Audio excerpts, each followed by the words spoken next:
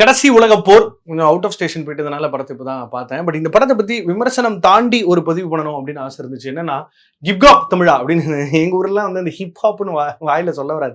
இந்த கிப்காப் தமிழா ஒரு பாட்டு போடுங்க அப்படின்லாம் சொல்லுவாங்க.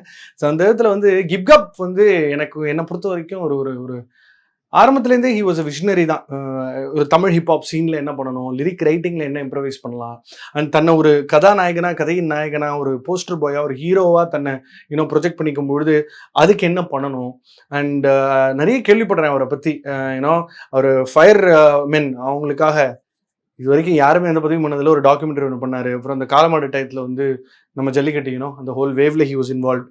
நிறைய காலேஜஸ்லாம் போய் விசிட் பண்ணுறாரு. There is something very entrepreneur vibe வந்து எப்போவுமே ஹிப்ஹாப் ஆதி கிட்ட இருக்கும், ஆதி வெங்கடபதி கிட்ட இருக்கும். அவங்க வீட்டில் அப்பேரண்ட்லி எல்லாருமே ஹைலி ரெட்டுன்னு கேள்விப்பட்டிருக்காங்க. அவங்க அப்பாலாம் ஐ திங்க் காலேஜ் ப்ரொஃபஸர்னு நினைக்கிறேன்.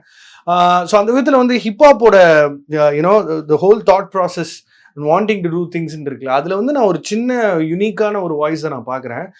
கடைசி உலக ஒரு படத்தை பற்றி யார் வேணா என்ன வேணா ஃபீல் பண்ணலாம். பட் கொஞ்சம் அவையில வந்து அந்த படம் அப்படி நம்ம பார்க்கும்பொழுது ஐ எம் நட்டி அலையஸ் நட்ராஜ்னு அந்த நட்டி அவர்கள் மூலமா இன்ஃபேக்ட் வந்து ஒரு டைலாக் ட்ரிவன் ஃபிலிம்ல நீங்க நட்டியெல்லாம் உட்கார வச்சிங்க பொருத்தி பார்த்தீங்கன்னா அவரை மாதிரி பெர்ஃபார்ம் பண்றதுக்கு ஆளே கிடையாது.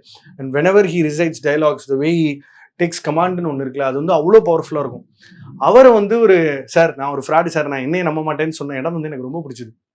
ஒரு கிங் மேக்கராக இருக்கக்கூடிய நட்ராஜ் அடுத்த ஏஐ இன்ஃபேக்ட் வந்து ஐஎம் லெஜெண்ட் மாதிரி ஒரு டிஸ்டோபியன் செட்டப்ல தான் இந்த படம் நடக்குது. ஸோ அங்கே வந்து எனக்கு ஐ காட் ரிமைண்டட் ஆஃப் நம்ம நீல் பாம்கேம்ஃபோட படம்லாம் எனக்கு ரொம்ப பிடிக்கும், டிஸ்ட்ரிக்ட் 9 மாதிரியான படங்கள்.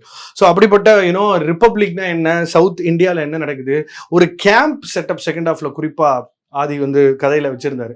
அவரே ப்ரொடியூஸ் பண்ணி டிரெக்ட் பண்ணி ஆக்ட் பண்ணி அவங்க ஒரு எப்பவுமே ஒரு குழுவாக தான் செயல்படுவாங்க. அவரே ஹிப்ஹாப் ஆதி அண்ட் கேங் தான் எப்பவுமே அது ஒரு அந்த பாய்ஸ் கேங் வந்து ஹைலி கேப்பபிள்.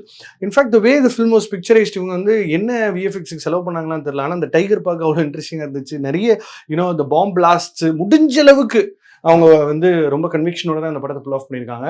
எனக்கு engagement wise it was not bad at all, on and ஆஃபாக தான் இருந்தது. But one thing I want to particularly give a shout out to Aadhi is the vision behind the story. அந்த இன்டென்ஷனில் ஒரு சின்னதாக ஒரு பியூரிட்டி என்னால் பார்க்க முடிஞ்சுது. That at the end of the day humanity தான் மேட்டர். ஏன்னா கடைசி வரைக்கும் வந்து வாட் நட்ராஜ் திங்ஸ் அபவுட், ஏன்னா அவர் தான் வந்து ஒரு ஆங்கராக அந்த கதையை நடத்துறாரு.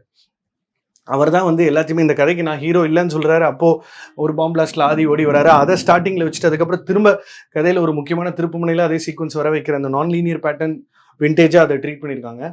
அண்ட் அனகா எனக்கு ஜென்ரலாகவே அவங்களோட ஒரு ப்ரெசன்ஸாகவே பிடிக்கும். நல்ல வெரி பிரிட்டி லுக்கிங் பெர்ஃபார்மன்ஸாகவுமே வந்து ரொம்ப அவங்களால ஹோல்ட் பண்ண முடியுது. கொஞ்சம் ரஷ்டாக ஃபீல் ஆச்சு. அவங்க ரெண்டு பேருக்குள்ள இருக்கிற ரிலேஷன்ஷிப்போட spark was fine. But first of ஓவராலாகவே கொஞ்சம் ரஷ்டாக ஃபீல் ஆச்சு. ஏன்னா எல்லாமே மாண்டாஜ் ஸ்லாஷ் சீக்வன்ஸாகவே இருந்தது. ஒரு சீனா பெருசாக நம்மளால் பார்க்க முடியல. பட் ஆதி வந்து இந்த கதையை உருவாக்குன விதத்தில் எனக்கு ஒரு சின்ன ஒரு நாவல்ட்டியை நான் பார்க்குறேன். Which is world is going through one kind of a change and everything is getting broken down into minuscule pieces ன்ற மாதிரி அழிவை நோக்கி போயிட்டு இருக்கு இந்த உலகம். அப்படிப்பட்ட ஒரு ஒரு ஜான்ராவை எடுத்துக்கிட்டு அதுக்குள்ள சின்னதாக இன்ட்ரெஸ்டிங்காக, ஏன்னா ரொம்ப எக்ஸ்பீரியன்ஸ்டான டிரெக்டர்ஸ்னால தான் வந்து இன்ஃபேக்ட் வந்து நட்டி மாதிரி, அப்புறம் நம்ம சிங்கம் புலி, அப்புறம் முனிஷ்காந்த், நாசர் அவர்கள் கூட அவ்வளோ கேரக்டர்ஸ் இருக்காங்க. அவங்க எல்லா கேரக்டர்ஸையும் கிரியேட் பண்ணி அவங்களுக்கான ஒரு யூனிக்கான ஒரு பொசிஷனிங் வந்து கொஞ்சம் கடினம். ஷாரா அஃப்கோர்ஸ் ஆதிஸ் ஃபேவரட்ன்றதுனால எப்பவுமே டிப்பிக்கலாக அவரோட படங்கள் இவர் இருப்பார். அவரோட அந்த ரிஷிகாந்தோட அந்த அப்னாக்ஷியஸான அப்சர்டான ஹியூமர், அந்த பாடி லாங்குவேஜ், அதுவும் ரொம்ப இன்ட்ரெஸ்டிங்காக இருந்தது. அஃப்கோர்ஸ் இந்த வில்லன் கேங் மட்டும் இந்த ரிப்பப்ளிக்கை இங்கே செயல்படுத்துறதுக்காக வந்து இந்த 2 பேரை மட்டும் கொஞ்சம் பெட்டராக காஸ்ட் பண்ணியிருந்திருக்கலாம். அவங்க கொஞ்சம் டிப்பிக்கலாக பெர்ஃபார்ம் பண்ண மாதிரி இருந்துச்சு. ஸோ அந்த விதத்தில் they could have probably cast somebody more authentic looking or somebody more stronger. அதை மட்டும் எனக்கு ரொம்ப அந்த வில்லன் கேங் மட்டும் ரொம்ப வீக்காக இருந்துச்சு. அஃப்கோர்ஸ் இந்த ஸ்ரீலங்காலேருந்து ஒரு நக்சலைட் கேங் மாதிரி பிரியங்கான்ற வினோதமான பேரில் ஒரு ஆம்பளை வராரு. பார்க்க மொட்டை கட்டையெல்லாம் போட்டு மீசையெல்லாம் வச்சுட்டு பயங்கர ஸ்ட்ராங்காக. அஃப்கோர்ஸ் இதில் வந்து lot of references to the Sri Lankan genocide and what the world might end up facing if there is another world வார்ன்றதெல்லாம் அழகாக கிளியர் கட்டாக சொல்லியிருக்காங்க.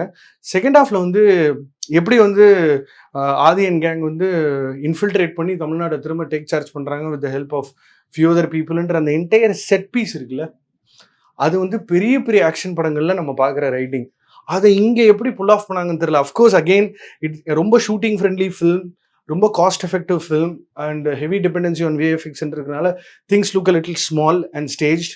But I would say the writing part was relatively interesting and I was at எனக்கு ஒரு shock இருந்துச்சு, என்னடா இது எப்படா புல் ஆஃப் பண்ணாங்கன்ற மாதிரி. Forget the visual grammar, but the writing part had the intensity of a major action film. ஒரு major action ஃபிலிம்க்கான set பீஸ்லாம் இருந்துச்சு. இந்த ஹேண்ட் காம்பேட்ஸ், கன்னால சுடுறது போகிறது வரதெல்லாம் வந்து கொஞ்சம் இன்னும் கிளாஸியாக, இன்னும் வேறு மாதிரி, மோர் இம்மர்சிவ் பண்ணியிருந்தாங்கன்னா இட் குட் ஹவ் இன்னும் பெருசாக பார்க்கப்பட்டிருந்திருக்கலாம். But one thing is we very often debate about wanting new films. நம்ம வேறு மாதிரி புதுசாக படங்கள் வராதான்னு நம்மளும் ஏங்கி தவிச்சு புலம்பிட்டு தான் இருக்கோம். அதுக்கு நடுவில் இப்படிப்பட்ட ஒரு படம் வந்தது வந்து நான் ரொம்ப ஆச்சரியமாக பார்க்குறேன். யா, pretty much that's what கடைசி உலக போர் is all about. Looking forward to the next instalment. இதான்.